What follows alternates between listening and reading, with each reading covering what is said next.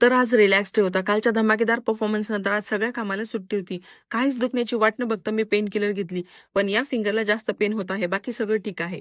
इशूला गार्डनमध्ये घेऊन गेले. आज खूप डेज नंतर गार्डनमध्ये आली म्हणून ती पण खूप हॅपी होती. सगळ्या राईड्स अगदी मन लावून खेळली. तिथे 2 मुलं बॅट बॉल खेळत होती. त्यांना हट्ट करत होती बॉल मलाच टाकायचा आहे म्हणून आणि तिनेच बॉलिंग केली. पावसाचं वातावरण होतं म्हणून घरी आलो आणि पूजाने मँगो स्टिकी राईस बनवला होता. त्यामध्ये नारळाच्या दुधाची टेस्ट, स्मूथ राईस आणि मँगो स्लाइस एकदम रिच अँड क्लासी टेस्ट होती. त्यानंतर सगळ्या प्लांट्सला पाणी दिलं आणि दिवसभर पाऊस होता म्हणून कपडे काही वाळले नव्हते. स्पेशली इशूचे पॅन्ट्स. पावसाळा आला आहे आणि इशूला खूप पॅन्ट्स लागतात आणि तिचे पॅन्ट्स ओले होते. सगळ्या मॉम्स हे समजू शकतील. मग ड्रायरने ड्राय करायचा विचार केला. टेरेसवरून बांबू आणून पुसला आणि रूम मध्ये फॅन खाली कपडे सुकायला ठेवले आणि इशूचे सगळे पॅन्ट्स ड्रायरने ड्राय केले. मी लहान असताना आई कपडे तवा किंवा पातेलं गरम करून त्यावर सुकवायची. तेव्हा जास्त ऑप्शन्स नव्हते.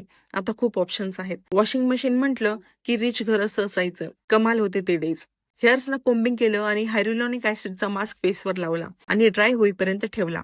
तर असा होता माझा रिलॅक्सिंग डे. उद्या पुन्हा भेटूया. बाय.